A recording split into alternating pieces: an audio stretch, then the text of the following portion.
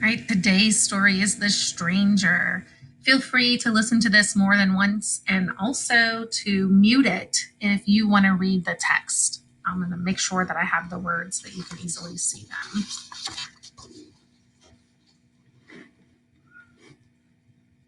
It was the time of year Farmer Bailey liked best, when summer turned to fall. He whistled as he drove along. A cool breeze blew across his face through the truck's open window. Then it happened. There was a loud thump. Mr. Bailey jammed on his brakes. Oh no, he thought, I've hit a deer.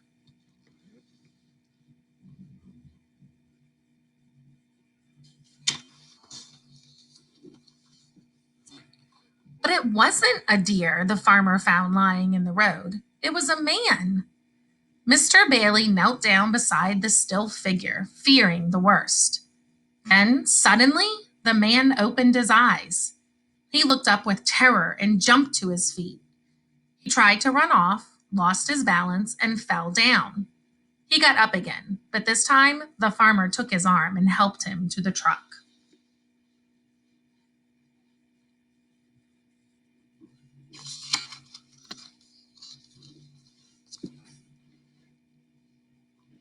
Mr. Bailey drove home. He helped the stranger inside, where Mrs. Bailey made him comfortable on the parlor sofa. Katie, their daughter, peeked into the room. The man on the sofa was dressed in odd, rough leather clothing. She heard her father whisper, "Must be some kind of hermit, sort of fellow who lives alone in the woods." The stranger didn't seem to understand the questions Mr. Bailey asked him. "I don't think," whispered Mrs. Bailey. "He knows how to talk."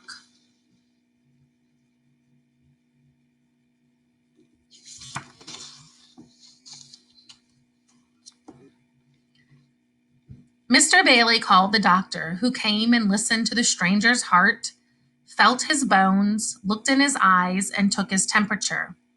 He decided the man had lost his memory. There was a bump on the back of his head. In a few days, the doctor said, he should remember who he is and where he's from.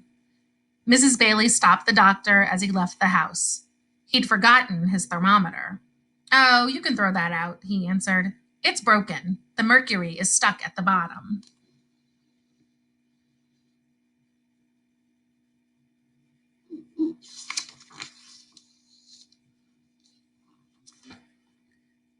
Mr. Bailey lent the stranger some clean clothes. The fellow seemed confused about buttonholes and buttons. In the evening, he joined the Baileys for dinner. The steam that rose from the hot food fascinated him. He watched Katie take a spoonful of soup and blow gently across it. Then he did exactly the same. Mrs. Bailey shivered. "Brr," she said. "There's a draft in here tonight."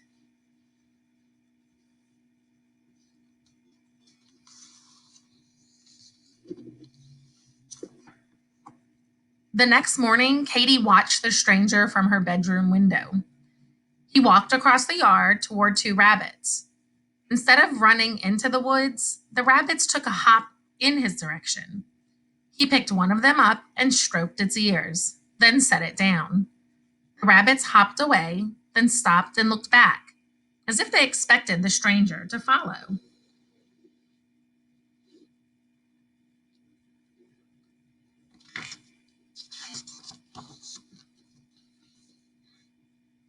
When Katie's father went into the fields that day, the stranger shyly tagged along. Mr. Bailey gave him a pitchfork, and with a little practice, he learned to use it well. They worked hard. Occasionally, Mr. Bailey would have to stop and rest, but the stranger never tired. He didn't even sweat.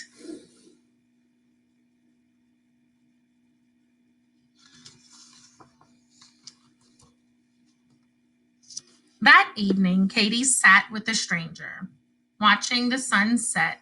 High above them, a flock of geese in perfect V formation flew south on the trip that they had made every fall.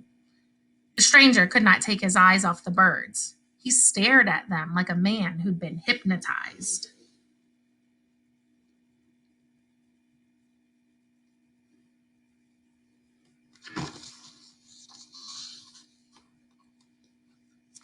2 weeks passed, and the stranger still could not remember who he was. But the Baileys didn't mind. They liked having the stranger around. He had become one of the family. Day by day, he'd grown less timid. He seems so happy to be around us, Mr. Bailey said to his wife. It's hard to believe he's a hermit.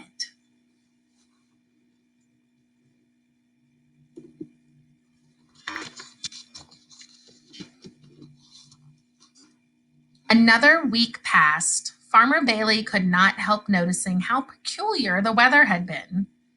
Not long ago, it seemed that autumn was just around the corner, but now it still felt like summer, as if the seasons couldn't change. The warm days made the pumpkins grow larger than ever. The leaves on the trees were as green as they'd been 3 weeks before.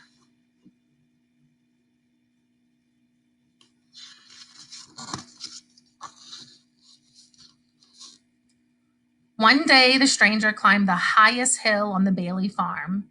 He looked to the north and saw a puzzling sight.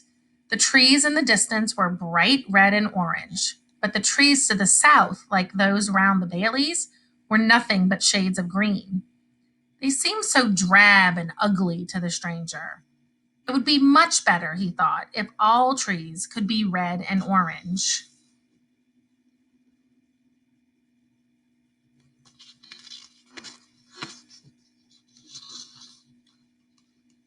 The stranger's feelings grew stronger the next day.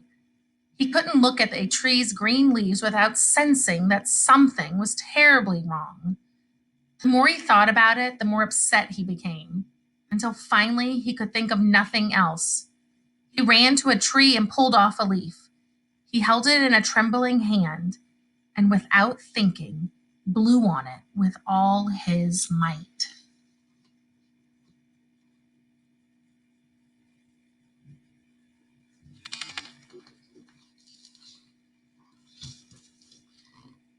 At dinner that evening, the stranger appeared dressed in his old leather clothes. By the tears in his eyes, the Baileys could tell that their friend had decided to leave. He hugged them all once, then dashed out the door. The Baileys hurried outside to wave goodbye, but the stranger had disappeared. The air had turned cold, and the leaves on the trees were no longer green.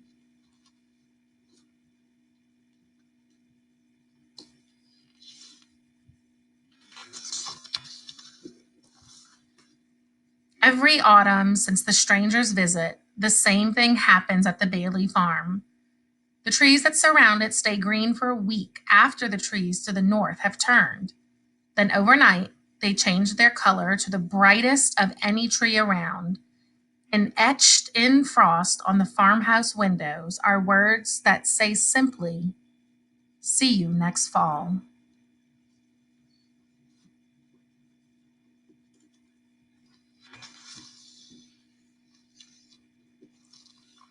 The end.